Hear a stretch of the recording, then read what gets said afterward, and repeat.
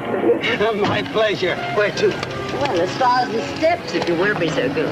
It's a beautiful day, isn't it? Isn't it perfectly lovely? Well, thank you very much. That's most kind of you. My privilege, ma'am. Good morning.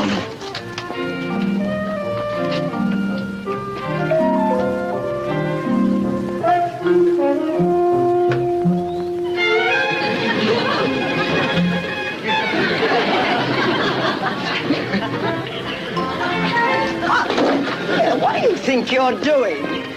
You can't do that here. What, madam? Picket our house. Congressman Morley is the best congressman Minnesota's ever had. A mother's loyalty often clouds her judgment.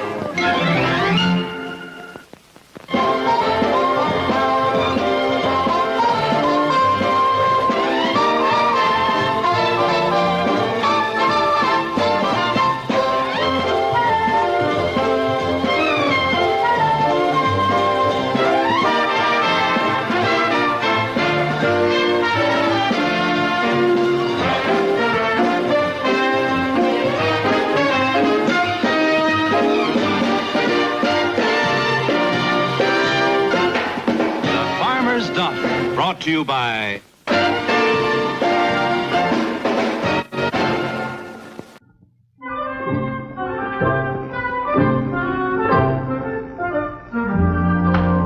nerve of the guy. Let's go trip him up. You'll do no such a thing. Don't you pay any attention to what he says. And you, no monkey business, you understand? But if Danny will just give him a little push... Out. His name is Jeremiah Gibbs. Who? That little daisy that's growing outside on your sidewalk. And he's getting a lot of publicity. Only bad publicity for you. I'll bet if you asked him, he couldn't even tell you why he's carrying that sign. Unfair to the state of Minnesota. That's Henderson's propaganda. Henderson? What's he going to do with it? Oh, he's lobbying for a powerful syndicate. They're sponsoring a bill to buy up the public lands. Cheap. It's a grab. You want to be quoted in that, Congressman? I have been quoted copiously. Come in. Mr. Henderson is downstairs. Well, please have him come up, Katie. Well, the old land grabber didn't wait very long, did he? See, he wants my committee to push the bill. Now, if I let him grab off that state park, I'm selling out the state of Minnesota. Glen, much as I hate to cross the picket line, good to see you again. Hi. Cooper? Bye, Charlie. What's he sore about? That bill you're sponsoring. Oh. Glen, you're a fine congressman. I can't understand how you can be so wrong on this. Wrong? It would rob the people of a state park. Don't exaggerate. It's only 50,000 acres. There'll be new mills. And polluted rivers. A bigger lumber industry. And no refuge for wildlife. Never happened, Glen. I give you my personal guarantee. Just let us partition the area. You're a high binder, Charlie. You haven't changed one iota since you stole that land from those poor farmers. Stole is a harsh word, Glen. I foreclosed. Oh, goodbye, Charlie.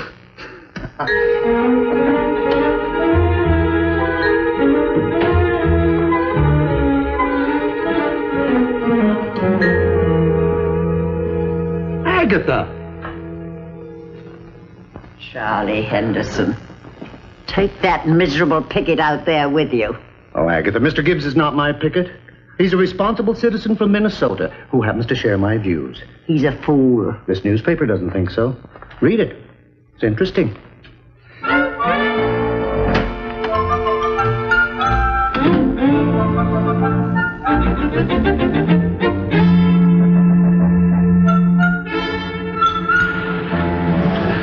Good morning, Mrs. Morley. A lovely morning, isn't it? Well, I'm only acting out my convictions. Don't you believe in acting out your convictions, Mrs. Morley? Oh. Wait! Miss Morley, please! Please, Miss Morley!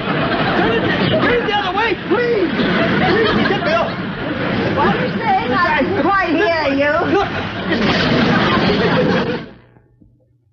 It's very kind of you to go to all this trouble. Oh, it is nothing. It was an unfortunate accident. You must try to appreciate why I have come to Washington, Miss Holstrom. Yeah, I have wondered. I'm a farmer, plowing the same soil my father did and his father before him. They came to Slocum County more than 100 years ago. Slocum County? Then you must know the Jurgens family. My father came over from Sweden with them. Known them all my life. Talked to old man Jurgens just before I left. Oh, did he agree with you about Mr. Henderson's bill? Yes, indeed he does. We're all in this together. Mr. Henderson is concerned with the needs of all of us. You really believe that? Would I have traveled 2,000 miles to Washington? Would I have taken part of my life savings to make the trip? I wish that Mrs. Morley wasn't so annoyed with me. Well, it is not easy when someone pickets your son. Oh, I can understand that. Besides, she's not exactly a young woman. Nonsense. She's so attractive, so elegant looking. I wish we had met under different circumstances. Oh, however, under any circumstances, I would be proud to know her. And here you can put this on and go back to carrying your sign. What do you mean, go back to carrying his sign? Mr. Gibbs, I'm sorry. I'm afraid a mother's loyalty does cloud her judgment. I apologize. Oh, no need for that. Sit down for a moment. Thank you, Mrs. Morley. I'll get you another cup of coffee. You are most gracious.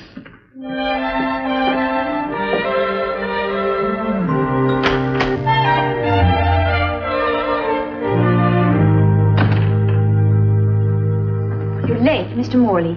The cook kept your dinner hot. Oh, no thanks, Katie. We grabbed a bite on the way home. Oh, is something wrong? Henderson's kicking up a storm again. Oh? He's organizing pressure groups, trying to stampede his bill through. He must have called every single member of my committee personally. You must not let this bill happen. It will ruin State Park. We won't. The Morley team to the rescue. Well, how do I look? Just lovely. Miss Agatha, you are a living doll. Special occasion? Very special. I have a date. Oh, who's the lucky fellow? Don't cry. Curfew around here is at 11 o'clock, young lady. Have a nice time, Lily.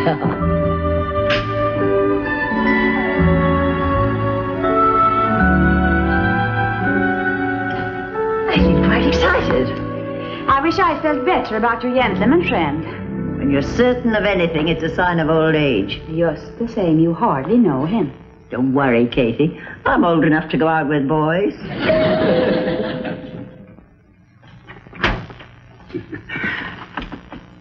You look lovely. Absolutely lovely. Thank you. I'll take good care of her. Have a nice evening. I know I will. So will I. Good night, Katie. Night.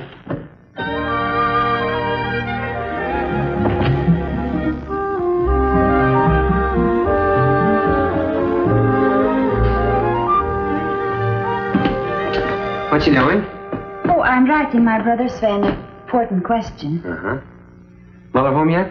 No. It's 11 o'clock. Oh, well, it's still early. It's past her bedtime. Well, there's no harm in going out and having pleasure. Yeah, I guess so. Well, I'm kind of sleepy. Good night, Katie. Good night, Mr. Morley.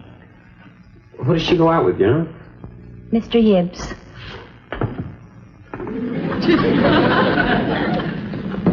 Mr. Gibbs? Well, she couldn't have. He's my opposition. Well, your mother says she's old enough to go out with boys. Why, he's practically a stranger. For all we know, he may have her out on some dark, deserted road this very minute.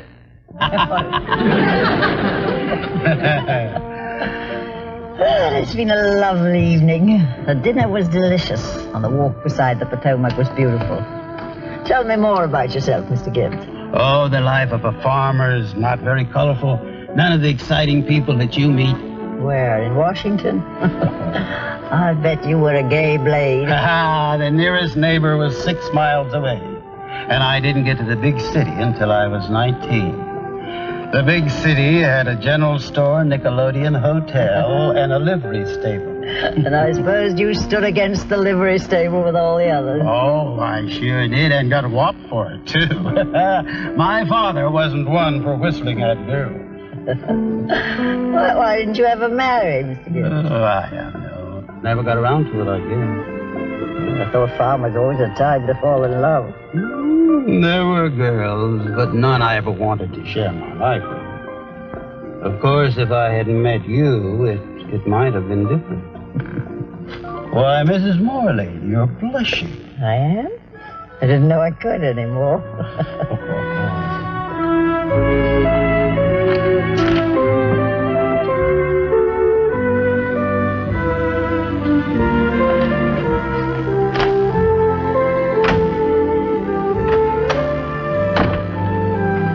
Is that you, Mother? It's me, Mr. Morley. I went to mail a letter. Did you realize it is almost 1 o'clock? Well, I wanted the mailman to pick it up early. I'm not referring to the mailman. I mean, Mother, she should be home by now. Oh, I wouldn't worry. I'm sure she's all right. I wish I was so sure. Look at that! I could have broken my neck. Will you tell Danny to please watch his toys?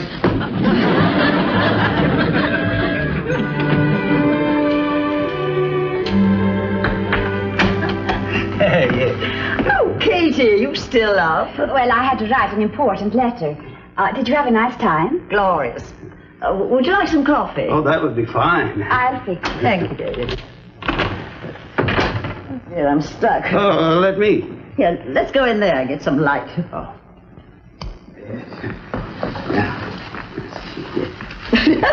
Boy, Agatha, you're ticklish. Be careful, don't tear my dress. Just hold still, my dear. Wait a minute, I'll...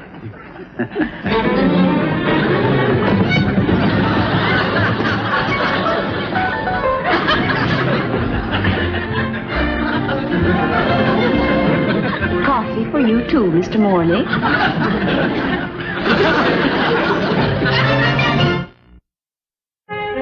I just found out that 6 out of the 10 committee members are threatening to go with that phony. And 2 of them are from Minnesota. Sure. Look at his lobby working around the clock. Letters are pouring in. 90% unfavorable. Sure. You know what I'm saying? Sure. They just bombed Pearl Harbor again. Let's get down to business. Forget that stupid picket. Stupid. Take a look. Go ahead. 3 dates since Monday. My mother is acting like a lovesick teenager. He hasn't complained about an acre of pain since she met him. There's a medicine for pains, but not for him. Oh, no. You sit tight. I'll be right back.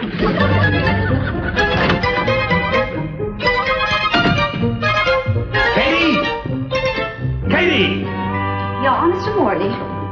I can understand that reprobate alienating my mother, but not my own children. I do not understand. He's got Danny out there picketing his own father. Get him in the house, will you? And Steve, too. And don't you start talking with him, or else he'll brainwash you, too. Yes, Mr. Morley. Now, here's a trick I learned from an old carnival magician. Watch carefully. First, egg into the bag. Then, blow up the bag. Now, slap the bag with your 2 hands. It'll break. Try it and see. Abracadabra, 1, 2, 3. Ha! An egg into a chicken. Wow, that's terrific. That will be all, Stephen. You have homework to do. Homework? But I got all day tomorrow. Oh, you can't put off things like homework, son. That comes first. I'll show you the trick another time. You will have to carry your own sign now, Mr. Hibbs. Oh, so I shall. I'll pick you up about 7, if that's all right with you, Agatha. Fine. I'd have my hair done. Why? It's beautiful. Oh, thank you, my dear. Thank you. Isn't he sweet? You haven't seen any of your friends since you met him. And I haven't missed them.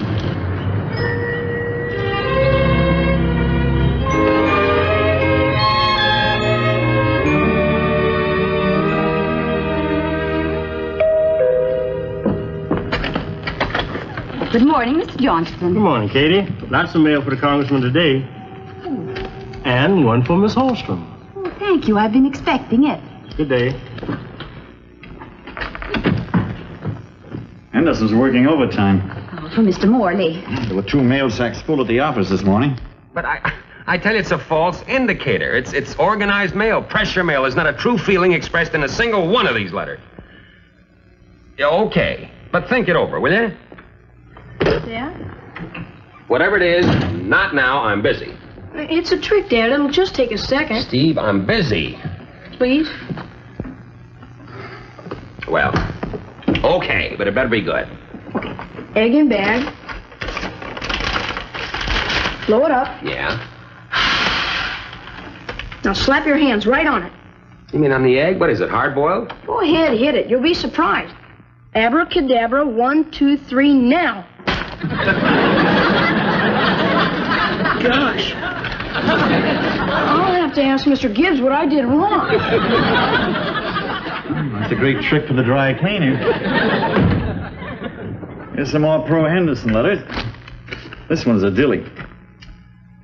Dear Congressman Morley, I have been an admirer of yours for many years. However, a very close and dear friend has convinced me you are wrong about the Henderson project. Please don't block this worthy undertaking. Who is that lame brain? Love and kisses, your mother.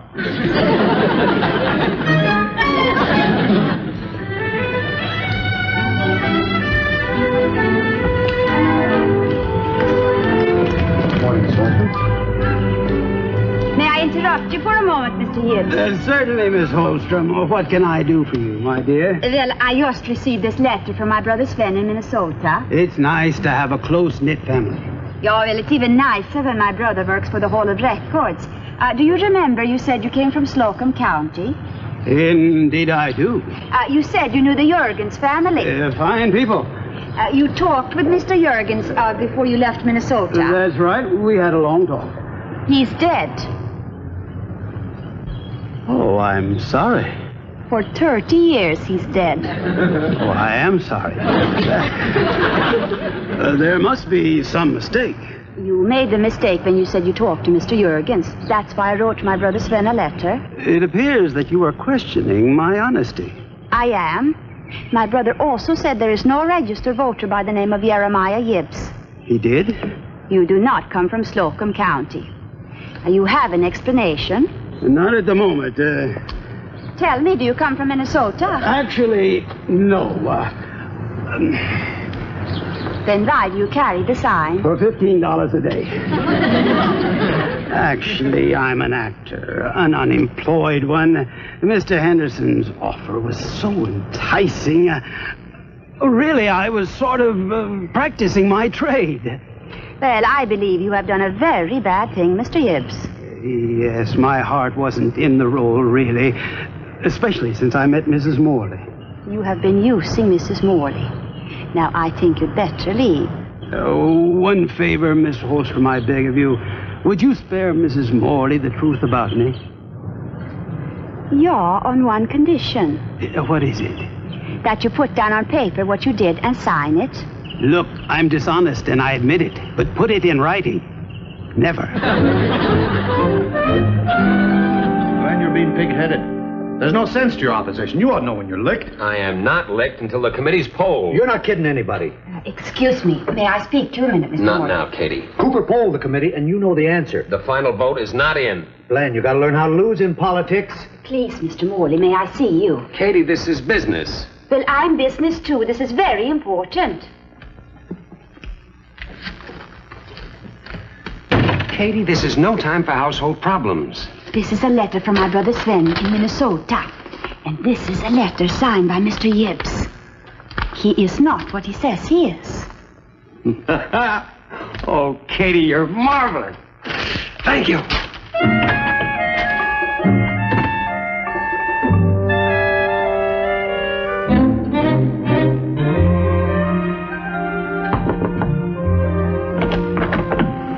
Yes, Katie? Mr. Gibbs is waiting in the living room to see you.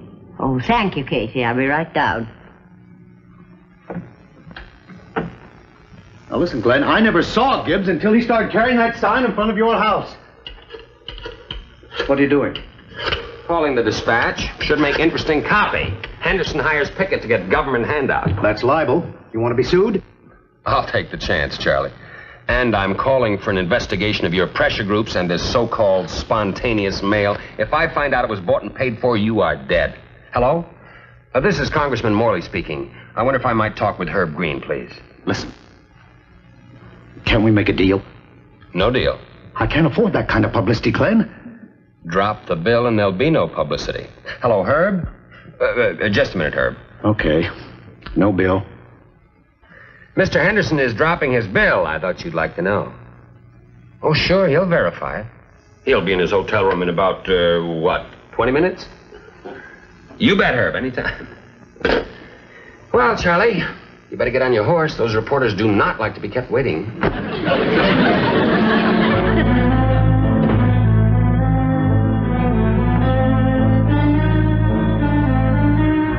Did stay out, Mr. Henderson. What a terrible thing to happen. Your poor brother breaking his leg. In 2 places. I warned him to stay out of that hayloft. Do you have to go tonight? Well, Couldn't we have another evening out together?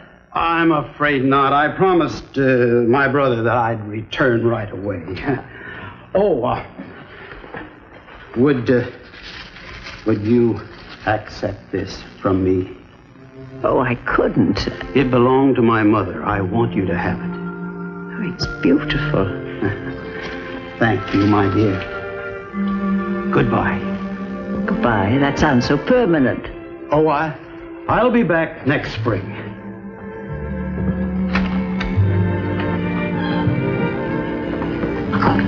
What a charming man. Ja. Very kind. Ja. Not a beautiful locket? It's beautiful, Mrs. Morley. He said it belonged to his mother. If it did belong to his mother, he probably stole it. What? You mean you knew all the time? Well, of course. At my age, what difference does it make? Oh, Mrs. Morley.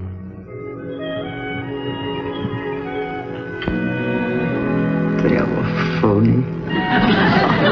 The marvelous old phony. Katie's a farmer's daughter. You can't resist that gal. She's country style but city design. Got a smile that's sprinkled with sunshine. Look at the farmer's daughter.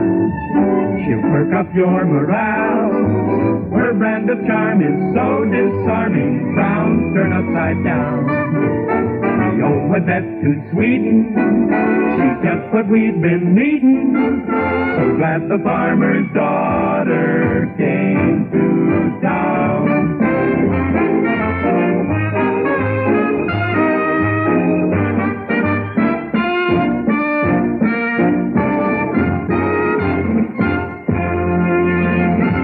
That Mr. Henderson left town. You really scared him, Mr. Morley. Well, you gave me the ammunition, Katie. Minnesota will be forever in your debt. Well, I will write my brother Sven and tell him he saved our day. Did anyone catch Henderson on television last night? No. From the airport. He couldn't get out of town fast enough. I got it. I finally got it. Slap it, Dad. Oh, no, thanks. Once was enough. How about you, Mr. Cooper? Oh, not me. I don't want egg in my face. Danny? Not me. I'm no chicken killer. You, Grandma? That's Jeremiah's trick, isn't it? Uh-huh. I'd be delighted. You'll be sorry. Abracadabra. 1, 2, 3, now.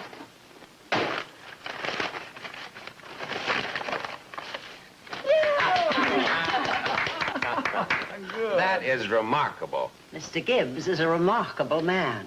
And Mrs. Morley is a remarkable woman.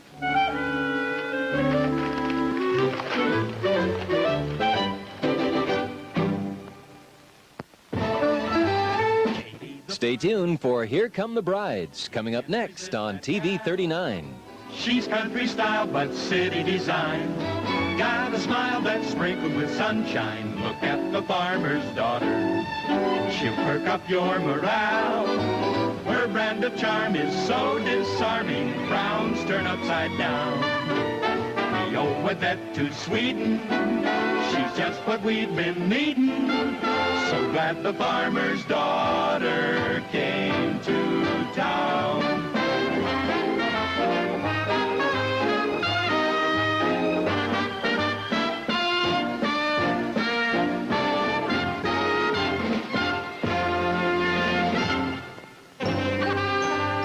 A Screen Gems production.